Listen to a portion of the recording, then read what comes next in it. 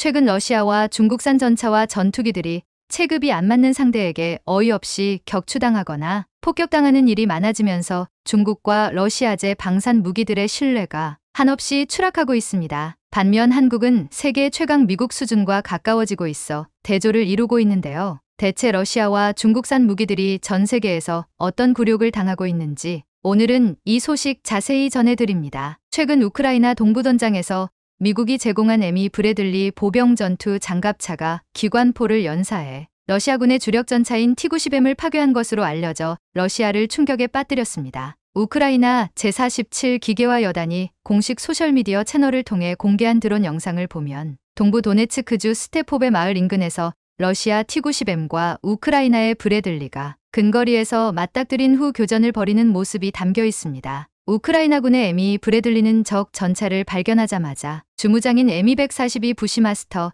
25mm 기관포 3대를 쏟아붓기 시작했습니다. 러시아의 최강 전차인 T-90M의 주포에 직격을 당하면 미 브래들리 장갑차는 버틸 수 없기 때문인지 T-90 전차와 계속 거리를 두면서도 계속해서 기관포를 명중시켰습니다. 그런데 우크라이나의 브래들리 전차와 러시아의 T-90M이 처음 맞닥뜨렸을 때 선공을 날린 건 러시아의 T-90M이었습니다. 하지만 러시아의 선공은 수십 미터 아주 가까운 거리에서 조차 빗나갔고 주도권을 브래들리 전차가 쥐게 됩니다. 브래들리 전차가 계속해서 기관포로 상대를 명중을 정확히 명중시킨 데 반해 러시아 T-90M은 브래들리가 기관포 7터부터 8발을 쏠 때 기껏해야 한 발씩 응수하며 우왕좌왕하는 모습을 보이고 있습니다. 우크라이나군은 브래들리 2대가 교대로 T-90M을 상대하며 약 150발의 기관포를 쏟아부었고 미사일을 쏘자 러시아의 T-90M 전차는 큰 폭발을 일으켰습니다. 폭발 후 통제력을 잃은 러시아 T-90M은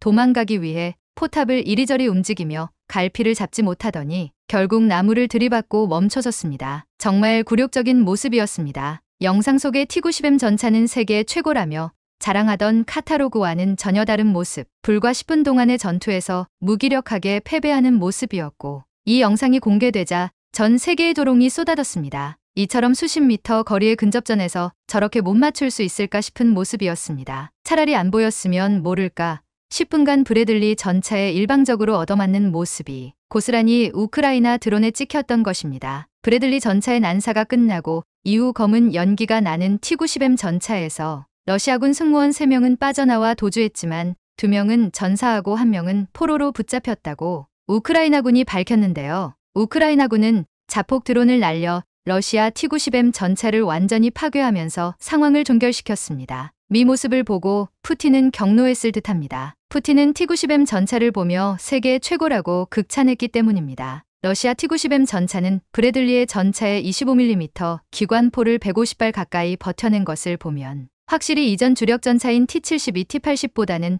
방어력이 우수해 보이긴 했습니다. 러시아는 1990년대 초반 T-90 전차를 전력화했습니다. 러시아는 T-90을 미국의 에밀 에이브럼스 독일의 레오파드 2 등 서방의 3.5세대 전차에 비견되는 전차다.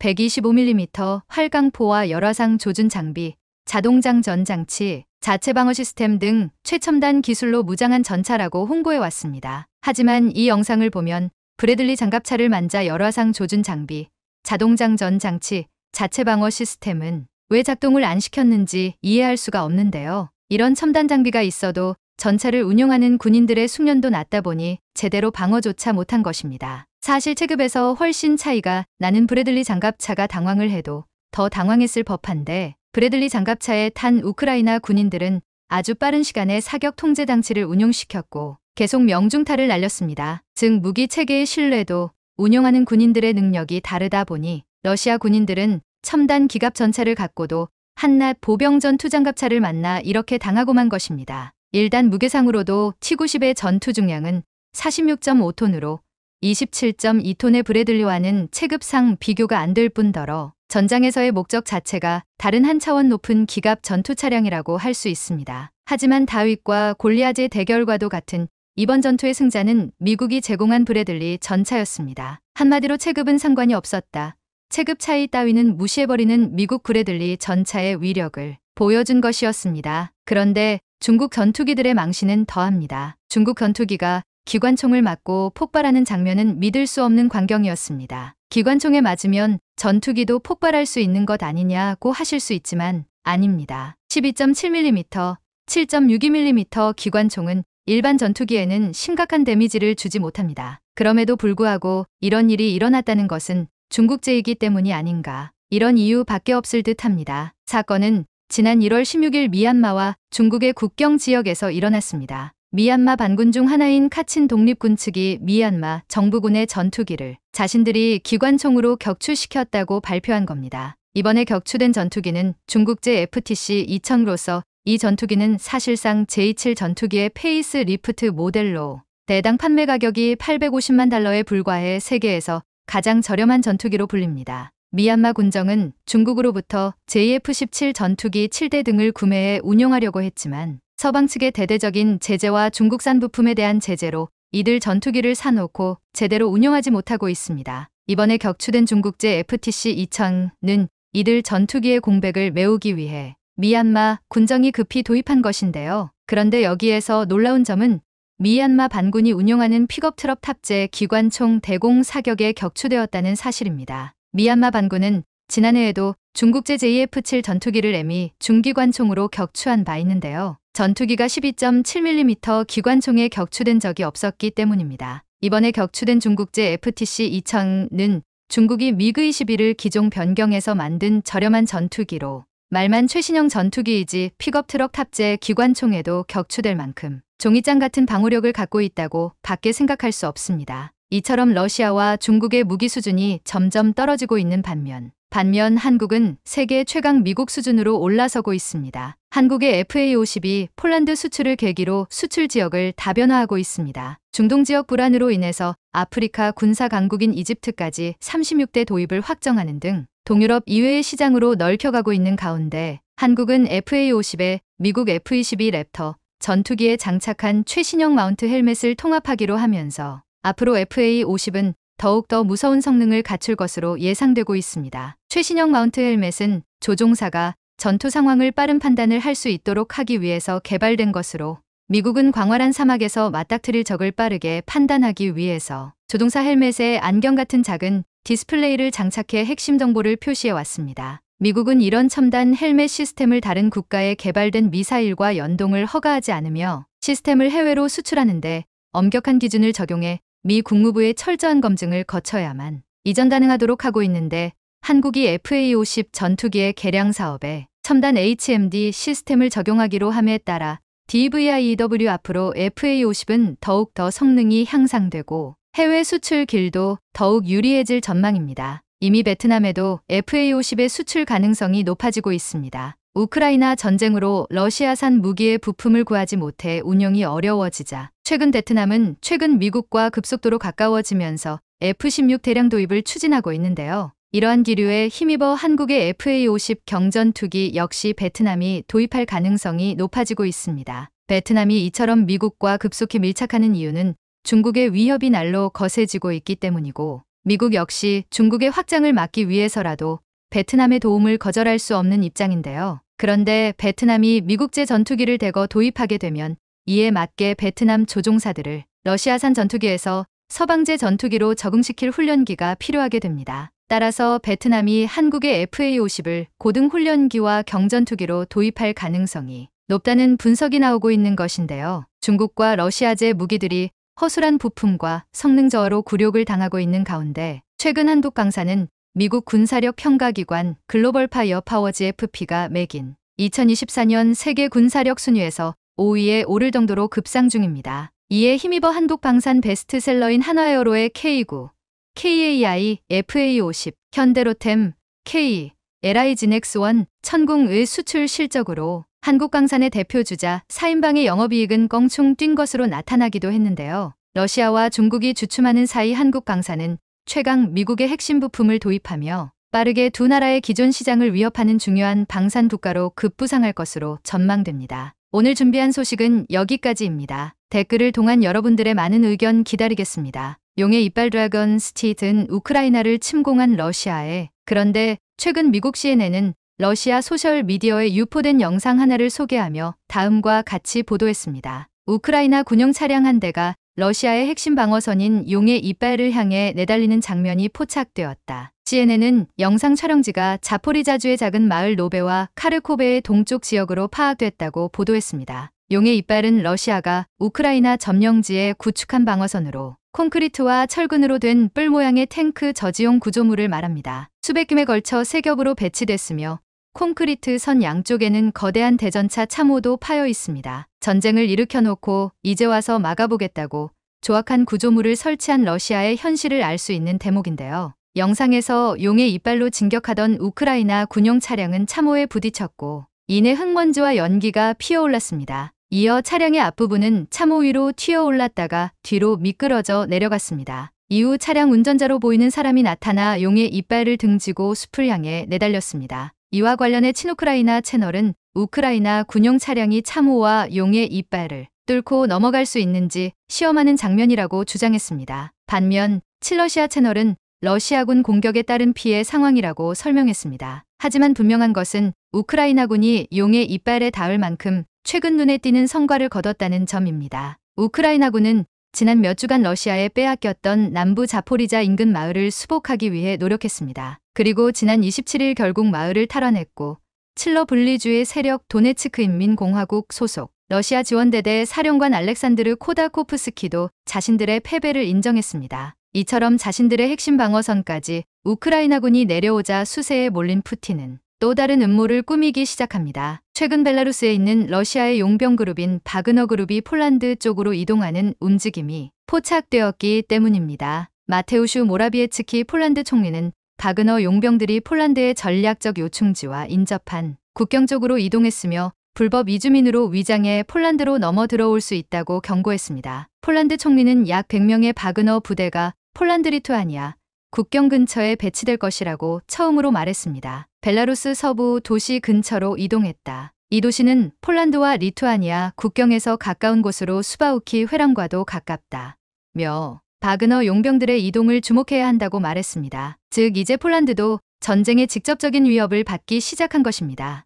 여기서 주목해야 할 곳은 수바우키 회랑입니다. 이곳은 발트의 연안의 러시아령 칼리닝그라드와 벨라루스를 연결하며 발트 3국과 나머지 유럽연합 EU 국가를 잇는 유일한 육상 통로인데 만약 러시아가 이 지대를 장악한다면 사실상 발트 국가들과 나토를 분리할 수 있기 때문입니다. 전략적으로 정말 중요한 요충지라 할 수 있는데요. 이 때문에 CNN은 이 수바우키 회랑 근처에 바그너 그룹을 배치하는 것이 나토와 EU 회원국을 뒤흔들 수 있는 확전을 의미할 수 있다고 분석했습니다. 폴란드 총리 역시 그들은 아마도 벨라루스 국경 수비대로 위장해 불법 이민자들의 폴란드 입국을 돕거나 아니면 불법 이민자인 척 폴란드에 침투하려 도할 것이고 상황은 더 위험해지고 있다고 우려했습니다. 폴란드는 이러한 움직임이 폴란드 내 불안정을 조장하기 위한 하이브리드 공격의 일환이라고 보고 있습니다. 하이브리드 공격은 정규전과 비정규전, 정치전쟁의 사이버 전쟁을 결합한 형태의 공격을 의미합니다. 바그너 그룹은 지난달 23일 러시아 군부의 반발에 무장 반란을 일으켜 모스크바를 향해 진격했다가 루카셴코 대통령의 중재로 하루 만에 회군한 뒤 벨라루스로 거점을 옮겼습니다. 바그너 그룹의 움직임이 심상치 않자 벨라루스와 국경을 맞댄 폴란드, 리투아니아, 라트비아는 최악의 경우 국경 폐쇄까지 검토하고 있으며 특히 폴란드는 바그너 그룹의 존재를 직접적인 위협으로 보고 동부 국경에 2개 여단을 추가 배치하는 등 경비를 강화하고 있습니다. 결국 폴란드가 서둘러 한국산 무기를 도입했던 것은 신의 한 수가 되었습니다. 뿐만 아니라 앞으로 예정되었던 한국산 무기의 구매 시기를 앞당길 가능성이 높아졌는데요. 발등에 불이 떨어진 폴란드는 최근 또 다른 한국산 무기에 큰 관심을 보이고 있습니다. 작년 가을 한화디펜스는 자사 채널을 통해 폴란드 남부 노바 덴바 시험장에서 진행된 한국의 5세대 보병전 투장갑차 IFV 레드백 시연 영상을 공개했습니다. 영상은 개인화기로 무장한 폴란드 보병들이 실전과 같이 레드백에 탑승하는 모습으로 시작합니다. 이후 병력을 태운 레드백의 고속 주행, 하천 도섭, 30mm 주포 실사격 등 실제 작전에 가까운 모습을 보여주었습니다. 레드백은 복합 소재 고무궤도, 특수 방호 설계, 아이언 비전 아이언 비전 헬멧 전시 기능, 능동 방어 체계, 상태 감시 시스템 HUMS 등 신기술을 대거 적용한 5세대 장갑차입니다. 아울러 대전차 미사일 발사가 가능한 하이브리드 포탑을 장착하고 30mm 주포, 7.62mm 기관포가 탑재되며 열상 위장막을 두르면 열상 감시 장비 탐지와 열추적 미사일 공격을 회피할 수 있는 스텔스 장갑차로 변신할 수 있습니다. 이날 시연에 참여한 폴란드군은 기계화 부대 입장에서 봤을 때 레드백은 현재 운용 중인 BMP-1 보병 장갑차에 비해 기술적으로 50년은 앞서 있다. 이것은 확실히 현대 전장에서 요구되는 기본적인 요소들에 부합한다. 고 밝혔습니다. 시연에 참여한 부사관도 레드백의 조작 방식은 복잡하지 않아 운용이 간편했으며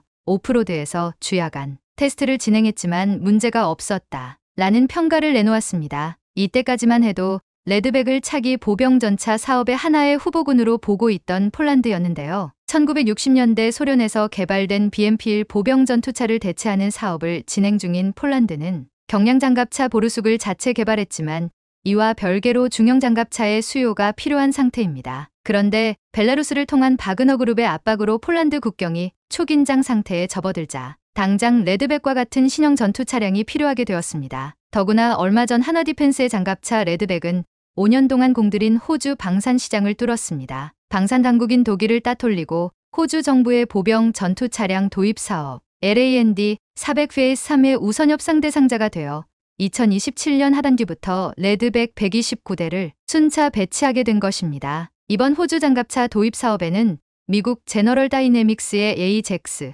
영국 BAE 시스템스의 CV90, 독일 라인메탈사의 링스가 한국의 레드백과 경쟁했는데 레드백과 독일의 링스가 최종 후보에 올라 경합한 끝에 한화의 레드백이 최종 승자가 된 것입니다. 방산업계는 이제 시작이라는 반응이 많습니다. 호주 시장 수출 이후 K방산에 대한 관심은 더 커졌고 한화는 레드백을 앞세워 폴란드를 비롯한 동유럽 시장까지 노크하고 있는데요. 바그너 그룹의 이번 도발로 인해 폴란드는 레드백이 정말 급한 처지가 되었습니다. 조만간 폴란드로부터 긴급한 도움 요청이 올 가능성이 매우 높아졌습니다. 폴란드 입장에서 다행스러운 점은 방산을 시작으로 그간 여러 분야에서 한국과 협력을 늘려왔다는 점입니다. 그만큼 신뢰관계가 구축되어 있기 때문에 다급한 요청을 할 수 있는 입장입니다. 현재 한국과 폴란드는 방산 무기 분야는 물론 우크라이나 재건에 대해 협력 파트너로서 긴밀한 협의를 하는 관계로 발전해 있는데요. 얼마 전 한국과 폴란드는 우크라이나 재건 사업을 위한 양해각서를 체결하고 최대 1조 달러 이상으로 예상되는 대규모 사업에 참여할 수 있는 발판이 마련했습니다. 이렇게 폴란드는 한국의 방산 무기가 필요하고 한국은 폴란드라는 중요한 협력 파트너가 필요한 상황에서 한화에어로스페이스와 현대로템 등은 올해 안에 폴란드와의 방산 무기 2차 이행 계약에 대한 기대감이 커지고 있습니다. 방산업계에서는 오는 8월 초 안제이 두다 폴란드 대통령이 한국을 방문하면 방산업계 현장을 찾을 것이란 관측이 나오고 있습니다. 두다 대통령은 전북 새만금에서 8월 1일부터 열리는 2023 새만금 세계 스카우트 잼버리 대회 방문을 위해 한국을 찾았습니다. 방산 관계자들은 이때 스카우트 이야기만 하고 가지는 않을 것이다. K2전차, K9 자주포, 다연장 로켓 천무 구매와 레드백 긴급 구매에 대한 더 깊숙한 이야기가 오갈 것. 폴란드는 이미 K9 자주포, K2전차, FA50 경공격기 등을 도입해 유럽에서 한국 방산 무기의 새로운 거점 국가가 되고 있는데요. 한국이 최근 방산 무기뿐 아니라 폴란드의 원전 건설 및 배터리 공장 건설도 논의 중이고 수출하는 나라가 되자 폴란드 현지에서는 이런 반응들이 나오고 있습니다. 한때 폴란드는 체코와 함께 동유럽에서 눈에 띄는 철강 산업국이었습니다. 그런데 우리가 왜 이렇게 첨단 기술 분야에서는 뒤떨어진 것인지 폴란드인들의 자주 섞인 반응들이라고 볼 수 있는데요. 한편으로는 6월 25일 전쟁의 참화 속에서 지난 30년간 절치부심한 끝에 최고 수준의 첨단 기술 경쟁력을 갖춘 한국에 대한 부러움이 담긴 댓글들이라고 볼 수 있습니다. 와그너 그룹 용병들의 이동으로 국경 폐쇄까지 고민하는 폴란드가 한국 전차 도입에 더 적극적으로 나설지 관심 있게 지켜봐야 할 것 같습니다. 오늘 준비한 소식은 여기까지입니다. 댓글을 통한 여러분들의 많은 의견 기다리겠습니다. 우크라이나가 프랑스로부터 지원받은 경전차가 전장에서 무용지물 취급을 받고 있다. AFP 동신 프랑스가 1970년대 개발한 AMX-11C 경전차는 차륜식 6륜 구동 장갑차로 빠른 속도로 기동성이 뛰어나 전차를 잡는 전차라는 말을 들어왔습니다. 우크라이나는 이 경전차를 바꿔서 국방부 장관이 직접 시운전하며 빠른 속도에 놀라 탄성을 질렀는데 이 전차가 우크라이나 영토 해방을 도울 것이라고 말했습니다. 그 정도로 이 장갑차는 게임 체인저로 여겨졌습니다. 하지만 지난 4월부터의 프랑스산 경전차를 전장에서 운용하고 있는 우크라이나군은 포탄 파편도 방어하지 못할 정도로 방어력 문제가 심각하다며 불만을 드러냈습니다. 우크라이나군의 한 사령관은 무기도 좋고 관측 장비도 매우 훌륭하지만 장갑의 두께가 얇아 최전선에서 공격용으로 사용하는 건 비현실적이라고 말했습니다. 이어 152mm 포탄이 근처에서 폭발해 포탄 파편이 AMX-10RC 경전차를 그대로 관통해 탄약 재고가 폭파된 사례가 있었다며 이로 인해 우크라이나군이 큰 피해를 입었습니다. 또한 AMX-12 비포장 도로에서 사용할 시 기어박스가 고장리는 문제도 지적되었습니다. 지금 우크라이나 전쟁에서는 러시아의 참호를 뚫기 위해서 거대한 지뢰밭을 먼저 관통해야 하는데 병사들을 보호하려면 장갑차 이동이 필수적입니다. 적의 미사일과 드론 공격에도 장갑차는 주요 병력을 유지할 수 있는 중요한 수단입니다. 하지만 프랑스제 장갑차의 형편없는 방어력에 우크라이나군은 아무런 도움을 받지 못했습니다. 이러한 소식에 차륜형 장갑차는 공격용으로 한계가 있고 그냥 수송용으로나 세야 한다는 말까지 나오고 있습니다. 그런데 당장이라도 우크라이나 전장에 투입될 수 있다는 폴란드군이 한국에서 도입해 만든다는 장갑차 소식에 많은 이들이 주목하고 있습니다. 한국산 최신형 장갑차와 오래된 프랑스제 장갑차와는 차원이 다르기 때문입니다. 지난달 30일 현대로템이 폴란드형 K808 치륜형 장갑차 이미지를 공개했습니다. K808 장갑차에 폴란드가 개발한 GSSW-30 무인 포탑이 올라가 있는 사진이었습니다. 한국은 이미 호주에 제시된 AS-21 레드백 장갑차에 이 GSSW-30 무인 포탑을 올리는 폴란드형 장갑차도 제시한 바 있었습니다. 이렇게 두 종류가 모두 폴란드에 수출된다면 폴란드는 차륜형 장갑차와 궤도형 장갑차 모두 한국산 기술의 장갑차를 갖게 되는 것입니다. 이미 폴란드는 크랩 자준포에서 K9 차체를 쓰며 한국산 무기의 우수함을 보았기에 늘라운 기동력과 강력한 방어력을 가지는 한국산 장갑차를 도입하려 하고 있습니다. K808 장갑차는 420마력짜리 현대자동차 DUHA 버스용 디젤 엔진을 장착하여 최고 시속 100km에 달하는 빠른 속도를 낼 수 있는 기동력과 항속거리도 600km에 달해 신속하게 먼 거리를 움직일 수 있습니다. 또한 무시무시한 방어력을 자랑하는데 탑승한 병사들의 안전을 지키기 위해 중구경 철갑탄까지 막아내는 방호구조를 가지고 있으며 데인지로가 폭발해도 장비와 인원을 보호할 수 있는 모노코크 구조를 가지고 있습니다. 자동 소화 장치, 화생방전 대비 양압 장치 및 냉난방 장치 등의 필수 생존 장치도 장착되었습니다. K808은 그 안에 타고만 있으면 어떤 폭파에서도 살아남을 수 있게 만들었습니다. 또한 이렇게 뛰어난 K808 장갑차는 생산력에서도 압도적입니다. 최근 전 세계 자동차 시장에서 점유율을 높이고 있는 현대자동차의 기술이 들어가 있는데 생산 공장도 현대차의 노하우를 전수받아 연간 100여 대의 차륜형 장갑차를 제작할 수 있습니다. 그런데 지금 폴란드는 공동개발이란 이름으로 자신들의 포탑을 올려서 자국 내에서 생산하겠다는 계획을 세우고 있습니다. 폴란드에서 생산하면 크랩 자주포와 같이 우크라이나 전장에서도 사용할 수 있을 가능성이 커지는데 한국은 살상 무기를 수출하지 않겠다고 하면서 영국산 주포를 단 크랩 자주포의 우크라이나 투입을 허용했습니다. 그래서 결국 K808 장갑차에도 주포인 포탑만 타국산을 달면 한국이 허용할 것이라고 보고 있다는 것입니다. 또한 폴란드에서 생산하면 한국의 입장에서는 유럽 수출이 더욱 유리해집니다. 지난달 28일 유럽연합 집행위원회는 유럽 방위산업 강화 공동조달법을 최종 타결했습니다. 유럽연합이 총 3억 유로 규모 기금을 조성해 무기 공동구매 대급을 일부 지급하겠다는 것인데 공동구매 무기 대상은 원칙적으로 유럽연합 회원국과 인근 유럽국 총 30개의 방산업체로 한정시켰습니다. 이 법안을 보면서 유럽 시장의 방산 수출이 얼마나 힘든지를 알 수 있다고 했는데 이 때문에 폴란드 방산업체와 공통개발 또는 폴란드 내 생산하는 방식이 한국산 무기 유럽 수출에 매우 유리하다고 보고 있습니다. 그런데 최근 폴란드뿐만 아니라 주변 독일까지도 놀라게 하는 사건이 등장했습니다. 독일 라인메탈사가 폴란드의 레오파드 전차 정비센터를 최근 열었습니다. 현재 우크라이나 전장에서 손상되거나 마모된 탱크를 수리하기 위해서는 이 센터가 필수적인데 이 센터는 5월 말에 문을 열었으나 가동이 더디게 진행되어서 이상하게 여겨졌습니다. 그런데 여러 가지 조건을 두고서 폴란드와 독일이 끈질기게 씨름을 하고 있기 때문이라고 했는데 독일은 싼 가격에 수리를 하라고 하지만 폴란드는 많은 비용을 받겠다고 했다는 것입니다. 이는 단순히 돈 문제보다는 폴란드가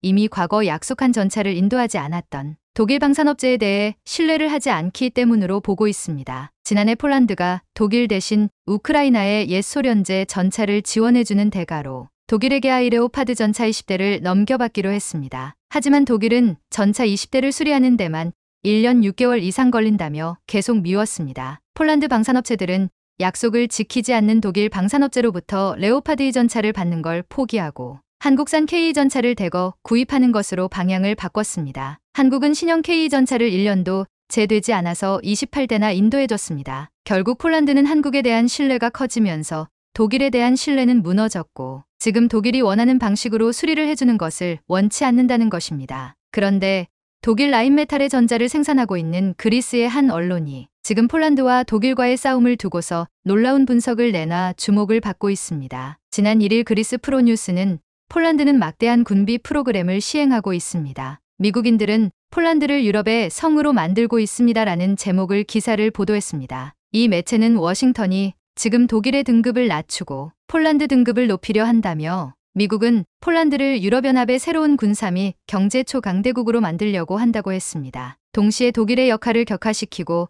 다시는 강화시키지 않으려는 것이라고 분석했습니다. 독일은 지난해 미국의 요청에도 러시아산 가스를 수입했고 그동안 러시아로부터 값싸게 가스를 공급받으며 경제적으로 풍요로워졌다고 했습니다. 또한 독일은 그동안 미국의 요청에도 군비를 계속 축소시키면서 유럽에서 러시아를 대항할 만한 힘을 만들어내지 못했습니다. 이번 우크라이나 전쟁에서 독일의 역할에 회의감을 느낀 미국이 이제 독일이 아닌 폴란드에게 힘을 실어줄 것이라는 분석이었습니다. 현재 폴란드는 미국산 무기를 대거 계약하고 엄청난 물량의 한국산 무기를 도입하면서 실제로 유럽 군사 최강국을 향해 달려가고 있습니다. 지금 폴란드가 무려 1000대나 도입하겠다는 K 전차에 많은 나라들이 주목하고 있는데 이미 한국은 차세대 전차 K3에 대한 구상까지 내놓아 세계 각국들이 연이어 보도하고 있습니다. 한 우크라이나 언론은 러시아 아르마타에 대한 답변이라며 한국은 미래 탱크 K3의 개념을 도입했다고 했습니다. 이 매체는 K3의 뛰어난 설계 특징 중 하나는 레이더와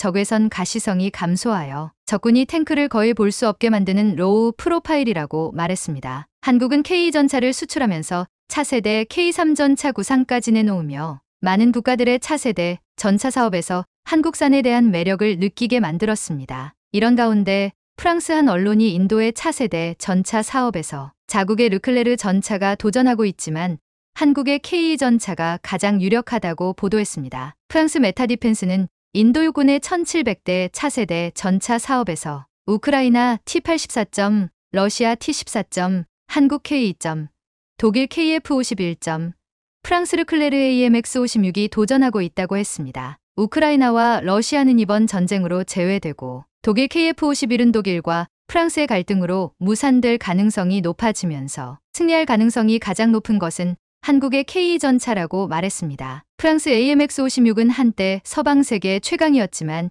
20년째 별다른 개량이 없어 K 전차와 비교가 안 되는데 특히 방어력에서 AMX-56은 스웨덴 육군의 차기 전차 도입 경쟁에서 최하위 평가를 받아 제일 먼저 탈락했다고 했습니다. 한국의 K 전차는 세계 1위 독일 레오파드 전차와 성능은 비슷하면서도 가격 경쟁력은 더 높다고 판단받았는데 프랑스산 전자와는 너무나도 대조적이었습니다. 이미 인도는 중국과의 국경 분쟁에서 K 고자주포를 도입해 높게 평가받은 만큼 한국산 K 전차를 도입할 가능성도 크다고 보고 있습니다. 유럽에서 운용되는 레오파드 전차가 총 2000여 대라고 했는데 K 전차가 폴란드와 인도에만 수출돼도 거의 3000대에 육박해집니다. 이는 규모의 경제로 인해 K3 전차 개발 자금에 크게 기여할 수 있다고 보고 있습니다. 유럽에서 새로운 군사강국이자 방산 수출국이 되고자 하는 폴란드는 한국과 손을 잡았고 한국은 가장 큰 수혜를 입는 나라가 될 것으로 보이고 있습니다. 폴란드군은 벨라루스가 국경을 침범할 경우 즉과 무기를 사용할 준비가 되어 있습니다. 폴란드군 국군 참모부 차장 마리 소콜로프스키 지난 1일 벨라루스의 헬기가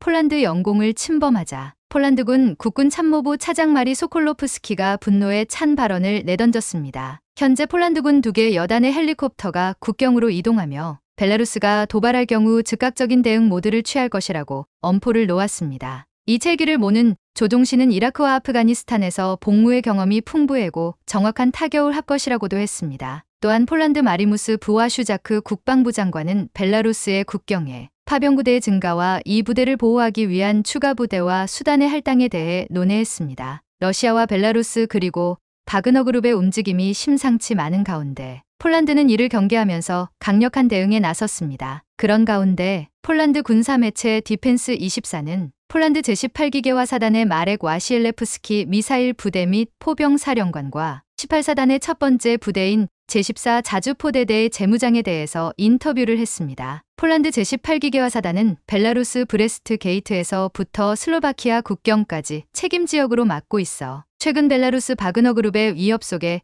가장 중요한 전력 중 하나로 평가받고 있습니다. 최초 크랩 자주포를 받았던 제18기계화 사단이야 제14 자주포대대는 이제 한국산 K9A1 자주포 장비 23문을 인도받아 사용하고 있다고 했습니다. 마렉 대령은 크랩 자주포는 기본적으로 K9과 셰시가 같아 크게 다르지 않다며 운전자 교육을 따로 할 필요가 없다고 했습니다. 그럼에도 불구하고 자주포 포탑 시스템의 장비와 설계에는 약간의 차이가 있는데 가장 큰 차이점은 K9A1 자주포에는 대포 각도기가 장착되어 있지만 크랩 자주포에는 이 조준 장치가 없다고 했습니다. 이 때문에 정확도에서 차이가 난다는 것입니다. 최근 우크라이나는 폴란드 크랩 자주포가 전장에서 굉장히 효과적이라고 말해 주목받았습니다. 폴란드 주재 우크라이나 대사는 폴란드에서 넘겨진 크랩 자주포가 우크라이나 손에 있으면 야만적인 러시아 침략에 직면한 유럽 전체뿐만 아니라 우크라이나, 폴란드의 안보를 효과적으로 강화하는데 기여한다라고 말했습니다. 이렇게 크랩 자주포도 우크라이나 전쟁의 가장 중요한 전력이 되고 있는데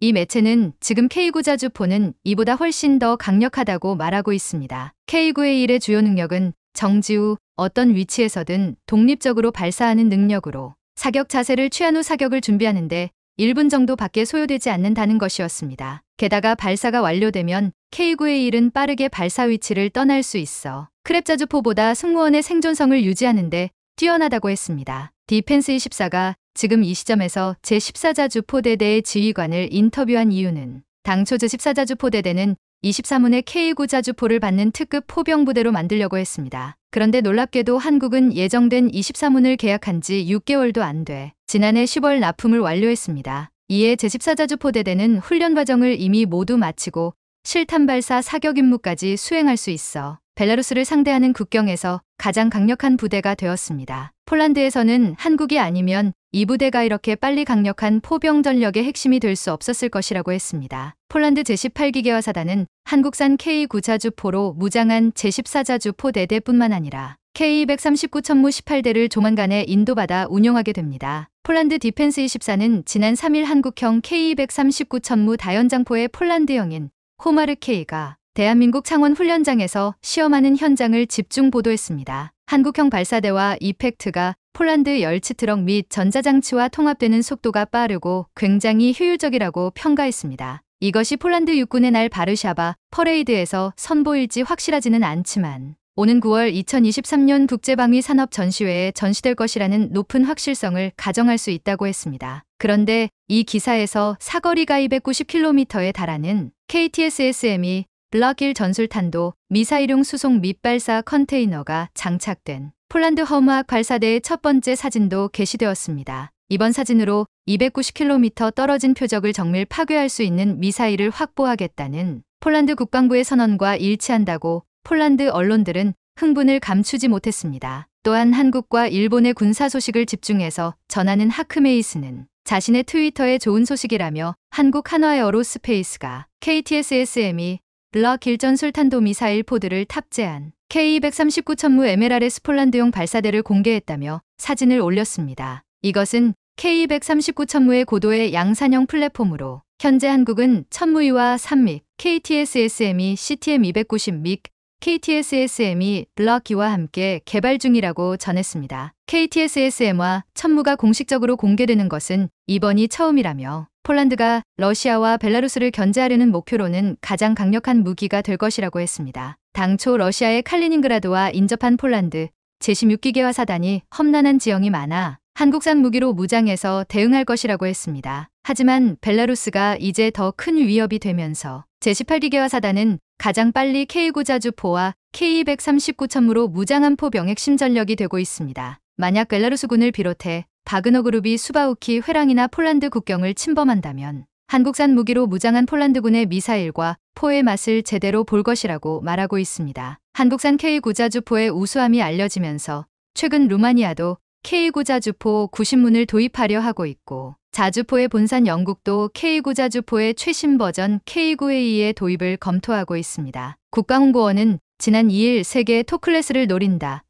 K9A라는 제목으로 유튜브에 영상을 올렸습니다. 이 영상에는 현재 성능 개량을 하고 있는 모습을 취재해 보여주면서 또 하나의 세계적인 명품 자주포가 만들어지는 생생한 현장을 느끼게 해주었습니다. 현재 우리 군과 한화에어로스페이스는 약 2조 3,600억 원으로 K9 자주포의 포탑의 송탄 및 장전을 자동화해 신속한 타격 능력을 보장하고 전투 효율성을 끌어올릴 것이라고 했습니다. 한국의 K9 자주포와 K전차 및 K239, 천무 등의 무기들이 빠르게 성능 개량을 할 수 있는 가장 큰 이유 중 하나는 폴란드가 엄청난 물량을 주문했기 때문입니다. 두다 폴란드 대통령이 새만금 세계 스카우트 잼버리 대회에 참석차 방한하는데 여기에 우리 군과 방산업체들의 관심이 쏠리고 있습니다. 이번 새만금 세계 잼버리 대회에 참석하는 외국 정상은 두다 폴란드 대통령이 유일한데 폴란드는 차기 대회인 2027년 세계 잼버리 대회를 북부 항구 도시 그단스크에게 개최할 예정입니다. 그런데 이번에 방한에서 가장 중요한 것은 한국과 폴란드의 2차 방산 수출 계약이 이뤄질 것이라는 기대감입니다. 현대로템 K 전차 820대와 한화에어로스페이스 K9,